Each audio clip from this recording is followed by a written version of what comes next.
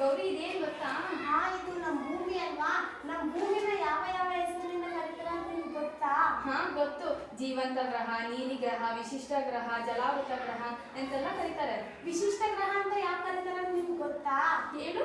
ವಿಶಿಷ್ಟ ಗ್ರಹ ಅಂತ ಯಾಕೆ ಕರೀತಾರೆ ಅಂದ್ರೆ ಸೌರಗ್ರಹದಲ್ಲಿರುವ ಗ್ರಹಗಳಲ್ಲಿ ಭೂಮಿ ಮಾತ್ರ ಜೀವಿಗಳನ್ನು ಹೊಂದಿದೆ. ಇಲ್ಲಿ ಪ್ರಾಣಿಗಳು, ಗಿಡಮರಗಳು, ಮನುಷ್ಯರು ಎಲ್ಲರೂ ವಾಸಿಸಬಹುದು. ಆದ್ದರಿಂದ ಇದನ್ನು ನಾವು ವಿಶಿಷ್ಟ ಗ್ರಹ ಅಂತ ಕರಿತೀವಿ. ಮತ್ತು ಇದನ್ನ ಇಂಗ್ಲಿಷ್ನಲ್ಲಿ, ಇದು ನಮ್ಮ ಭೂಮಿಯ ಆಕಾರ, ಇದನ್ನು ನಾವು ಇಂಗ್ಲಿಷ್ನಲ್ಲಿ ಜಿಯಾಡ್ ಎಂದು ಕರೆಯುತ್ತೀವಿ. ಜಿಯಾಡ್ ಅಂದ್ರೆ ಏನು ಗೊತ್ತಾ? ಯಾಕೆ ಕರಿತೀವಿ? ಜಿಯಾಡ್ ಅಂದ್ರೆ ಉತ್ತರ ಮತ್ತು ದಕ್ಷಿಣದ ಧ್ರುವಗಳ ಬಳಿ ಸ್ವಲ್ಪ ಚಪ್ಪಟೆಯಾಗಿದ್ದು ಮಧ್ಯಭಾಗದಲ್ಲಿ ಉಬ್ಬಿದಂತೆ ಕಾಣುತ್ತಿದೆ ನೋಡು. ಹೌದು. ಆದ್ದರಿಂದ ಇದನ್ನು ನಾವು ಜಿಯಾಡ್ ಎಂದು ಕರೆಯುತ್ತೇವೆ. ಸರಿ. ಈ ಗೆರೆಗಳೆಲ್ಲ ಇದಾವಲ್ಲ, ಇವೆಲ್ಲ ಏನು? ಇಲ್ಲೋಡಿಲಿ ಮಧ್ಯದಲ್ಲಿ ಇದೆಯಲ್ಲ, ಈ ಗೆರೆನ ನಾವು ಸಮಭಾಜಕ ವೃತ್ತ ಅಂತ ಕರಿತೀವಿ.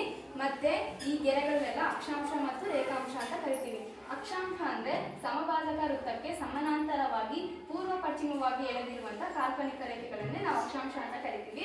ಮತ್ತೆ ರೇಖಾಂಶ ಅಂದ್ರೆ ಸಮಭಾಜಕ ವೃತ್ತಕ್ಕೆ ಸಮಾನಾಂತರವಾಗಿ ಛೇದಿಸಿ ಉತ್ತರ ಮತ್ತು ದಕ್ಷಿಣ ಧ್ರುವಗಳನ್ನು ಸಂಧಿಸುವ ಕಾಲ್ಪನಿಕ ರೇಖೆಗಳನ್ನೇ ನಾವು ರೇಖಾಂಶ ಅಂತ ಕರಿತೀವಿ.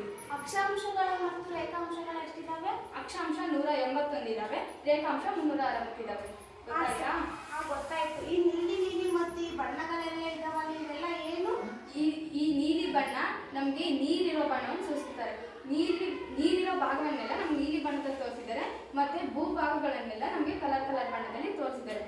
ಮತ್ತೆ ಈ ಭೂಭಾಗಗಳನ್ನು ಖಂಡಗಳಾಗಿ ವಿಭಾಗ ಮಾಡಿದ್ದಾರೆ ಮತ್ತು ಜಲಭಾಗದಲ್ಲಿ ಸಾಗರಗಳಾಗಿ ವಿಭಾಗ ಮಾಡಿದ್ದಾರೆ. ಅವು ಯಾವ್ಯಾವ ಅಂತ ನಿಮ್ಗೆ ಗೊತ್ತಾ? ಗೊತ್ತು. ಖಂಡಗಳು 7 ಇದ್ದಾವೆ. ಅವು ಯಾವ್ಯಾವಂದರೆ ಏಷ್ಯಾ, ಆಫ್ರಿಕಾ, ಯುರೋಪ್,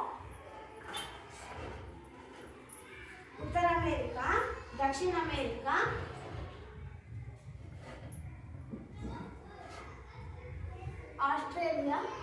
ಆಸ್ಟ್ರೇಲಿಯಾ ಮತ್ತು ದಕ್ಷಿಣದ ಕೆಳ ತುದಿಯಲ್ಲಿರುವುದು ಅಂಟಾರ್ಕ್ಟಿಕ್ ಖಂಡ. ಒಟ್ಟು 7 ಖಂಡಗಳಿವೆ. ಮಹಾಸಾಗರಗಳು 4 ಇದ್ದಾವೆ. ಅವು ಯಾವ್ಯಾವೆಂದರೆ ಪೆಸಿಫಿಕ್ ಸಾಗರ, ಅಟ್ಲಾಂಟಿಕ್ ಸಾಗರ, ಆರ್ಕಟಿಕ್ ಸಾಗರ, ಇನ್ನು ಮಹಾಸಾಗರ. ಹಾಗೆ ಸಮಭಾಜಕ ವೃತ್ತದ ಮೇಲಿರುವ ಉತ್ತರಾರ್ಧಗೋಳವನ್ನು ನಾವು ಭೂಪ್ರಧಾನ ಗೋಳ ಅಂತ ಕರಿತೀವಿ. ಅದು ಯಾಕಂದ್ರೆ ಇಲ್ಲಿ 60% ಭೂಭಾಗ ಇದೆ ಮತ್ತೆ 40% ನೀರಿದೆ. ಅದಕ್ಕೋಸ್ಕರ ಇದನ್ನ ನಾವು ಭೂಪ್ರಧಾನ ಗೋಳ ಅಂತ ಕರಿತೀವಿ. ಮತ್ತೆ ಸಮಭಾಜಕ ವೃತ್ತದ ಕೆಳಗಿರುವ ದಕ್ಷಿಣಾರ್ಧಗೋಳವನ್ನು ನಾವು ಜಲಪ್ರಧಾನ ಗೋಳ ಅಂತ ಕರಿತೀವಿ. ಅದು ಯಾಕಂದ್ರೆ ಇಲ್ಲಿ 81% ನೀರಿದಾವೆ, 19% ಭೂಭಾಗ ಇದೆ. ಅದಕ್ಕೋಸ್ಕರ ಇದನ್ನ ನಾವು ಜಲಪ್ರಧಾನ ಗೋಳ ಅಂತ ಕರಿತೀವಿ. ಇವತ್ತು ಗ್ಲೋಬ್ ಬಗ್ಗೆ ಚೆನ್ನಾಗಿ ತಿಳ್ಕೊಂಡಿದ್ದಾನೆ. ಹೌದು, ಚೆನ್ನಾಗಿ